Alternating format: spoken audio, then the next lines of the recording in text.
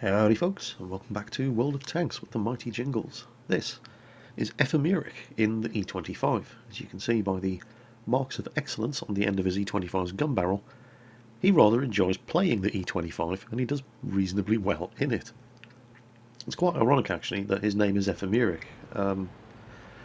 The word means insubstantial, something that doesn't last forever, which is quite ironic when you say the way this battle plays out. He's a Tier 7 maximum match here on Abbey. The E-25 premium Tier 7 tank destroyer does get premium matchmaking. Tier 8 is the highest tier of tanks that it will see. Half of the time, of course, the games that it gets into, it is a top tier vehicle, as it is here. So, the Cliffnotes version of the E-25. What do you need to know about this thing? Well, as you can see straight away, outstanding mobility. It's also very, very small. It's only slightly taller than the ELC AMX. It's so small that it can quite easily park right next to, behind, or in front of bigger tanks and be completely immune to return fire. They just don't have the gun depression to shoot you. However, be very careful when you're putting the E-25 into that kind of situation, because it weighs almost nothing, it has no armour, and it's very, very fast. It's very, very easy to cripple this thing with collision damage if you're not very, very careful. It also has a very, very good camouflage rating. It's superbly stealthy, but the single biggest and best feature of the E-25 has got to be the gun. It's basically a version of the same gun that you get on the Stug at Tier 5, only this is a Tier 7 machine.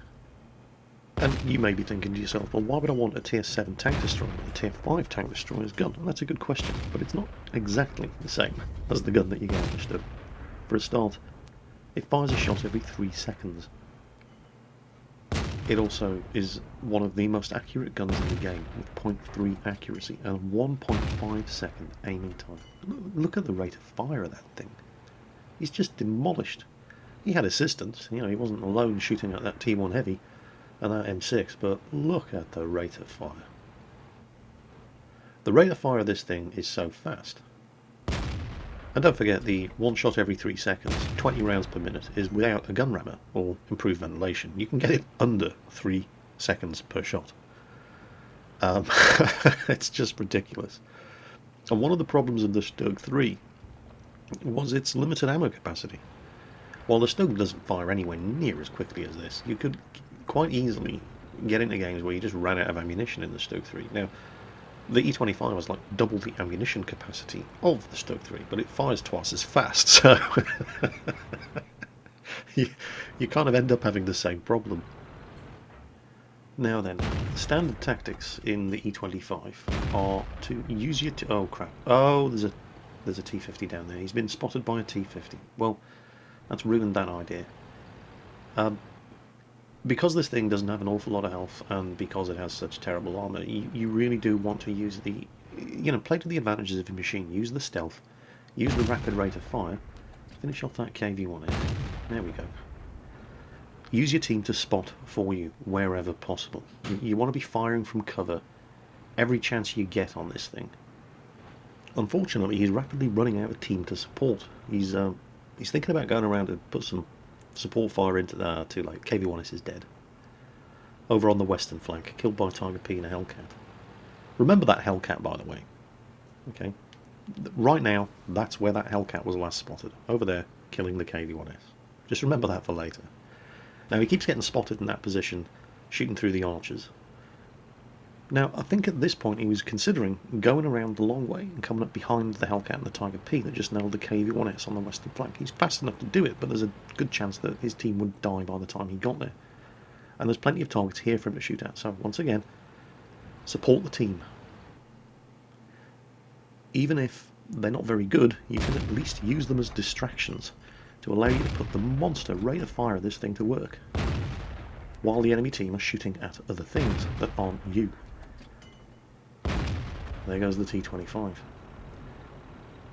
And with the T-25 taken care of, that means there's nobody in a position to spot him, as he positions himself up here to support his rapidly dwindling team. They've just lost another 2 tanks, although they've killed one as well, as the enemy come around the corner here from the road running up the eastern flank. And this is actually a fantastic spot. There's at least 3 different items of concealment between him and anybody coming around that northeastern corner. Keeps checking over to the west.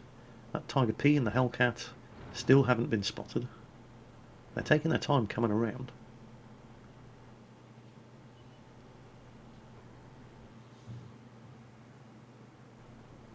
Come on, somebody... Oh, hello.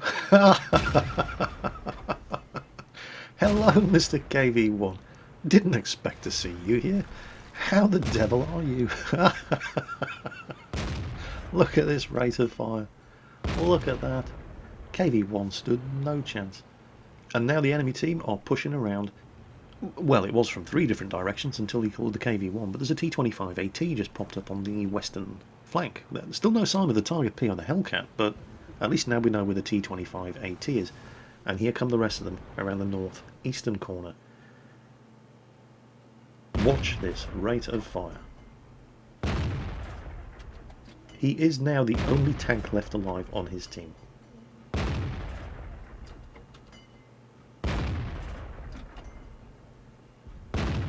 Look at this.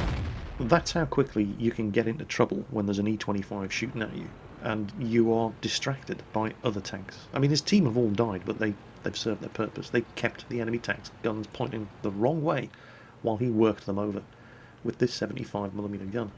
And there's the T-25 AT. Didn't expect to see him there. Rams him, keeps him pinned in place, and finishes him off at his leisure. And that's when he takes a hit from the Tiger P. And this almost goes horribly, horribly wrong right here. He gets stuck twice on this corner of this building as he's scrambling to get away.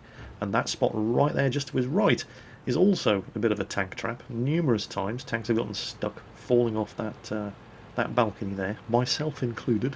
But I think what had happened was that the Tiger P was so far at the back of the cap circle that he didn't actually have the view range to spot him, and it was just the T-25 AT that was lighting him up in his dying moments that allowed the Tiger P to take the shot at him. But even if he's no longer spotted, the Tiger P's gun is still going to be pointing in that direction because it's where he was last seen. So instead of popping back up exactly where the Tiger P is expecting him to be, he goes looking for that Hellcat. Remember that Hellcat? We mentioned him right at the start of the video. You can see on the map, XVM is reporting his last spotted position. And remember, that was about 5 minutes ago. He can't possibly still be there, can he? Oh, hell yes.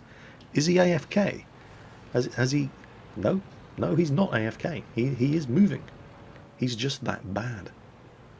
You know, I'm struggling to think of a world in which, while that battle was going on, sitting in that location for 5 minutes could possibly be a good idea. And I don't think that world exists. It's just... What the hell was he doing? Makes no sense. Not complaining. You know, never interrupt the enemy when he's making a mistake. It's bad manners. However, right now, what the enemy is doing is capping.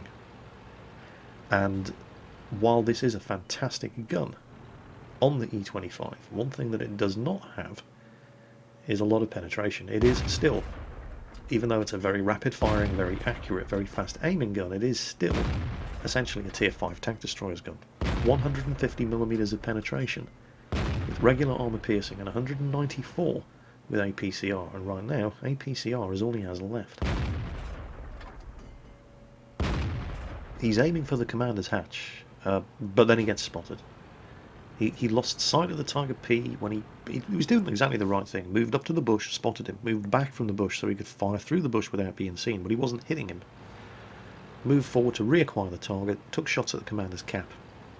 Got spotted. He has to do something desperate now. He's got to reset that cap or he's lost.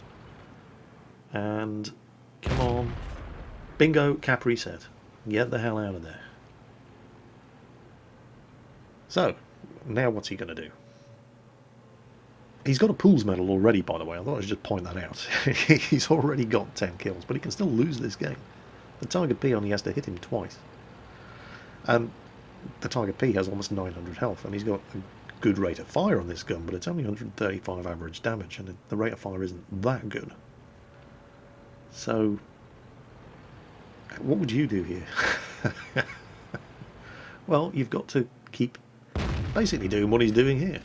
Keep popping up from different directions, taking snapshots, avoiding return fire wherever possible. Oh, don't do it. Don't do it. He's coming after you. He's coming after you. Get out of there. Tiger P is never going to catch an E-25. Your speed and your rapid firing gun and your stealth.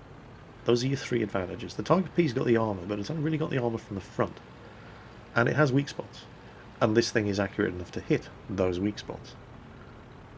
But he's only going to win this if he can keep popping up from unexpected directions.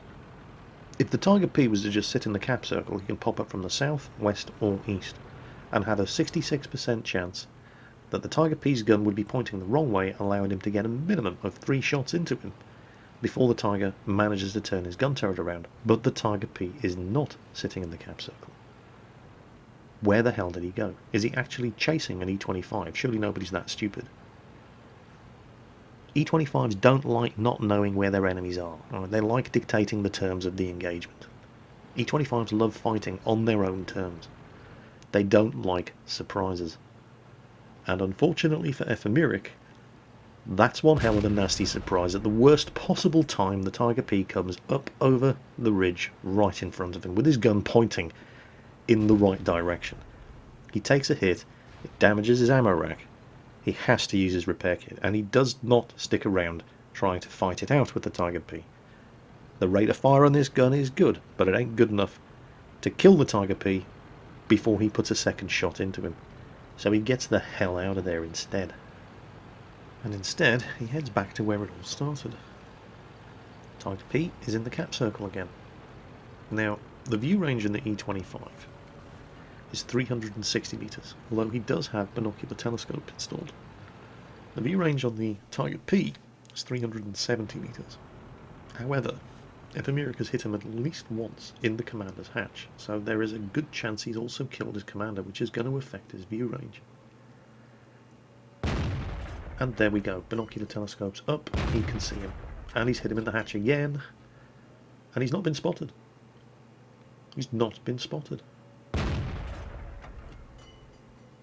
Tiger's trying to use these dead tanks as cover, but look at the ammunition count. He's hit him in the hatch again. Look at the ammo count. Just work out for yourself exactly how many shots it's going to take to kill this guy, and then look at how much ammunition he has left. Awfully risky. Do you really want to waste another shot? And it misses. You're gonna... In the ideal world, with enough ammunition, you'd just sit there plugging away at that commander's hatch, and eventually you'd kill him. But you don't have enough ammunition. You're gonna have to go face to face. 3 shots remaining. It's gonna take 2 to nail that Tiger P. The Tiger P only has to hit him once. Choice of 3 directions from which he can pop up. 66% chance, the odds are with him that the Tiger P will be facing the wrong way. And since he hasn't been spotted all the time he's driven around here, there's a good chance the Tiger P is going to be facing straight south, which should give him the time that he needs to plant 2 shots right into his side, and 1 shot short of winning the game with a Faden's medal. Should he have... Nah, too risky. You wouldn't want to lose a game like that just because you wanted to waste a shot so you could get a Faden's medal in at the end. No, definitely made the right choice. Yeah, definitely a case of better safe than sorry in that match, I think. Unsurprisingly, Ace Tanker, over 100,000 credits earned, 2,600 experience with the premium account, but not doubled. It's not his first win of the day in the E25. Pool's medal, High Caliber, Top Gun, Defender, and Kolobanov's medal. Defender, 247 base defense points in that match. It's like he can 100% cap reset 2.5 times. 59 shots fired, look at that. Nearly 4,500 damage done, with a gun that only does 135 damage per shot. That was just phenomenal. That was Ephemeric, ladies and gents, in the E25. The German Tier 7 premium tank destroyer. I think you can see why it's such a popular machine. I love it. I think it's a fantastic little tank. And hope you enjoyed the replay. As always, take care, and I'll catch you next time.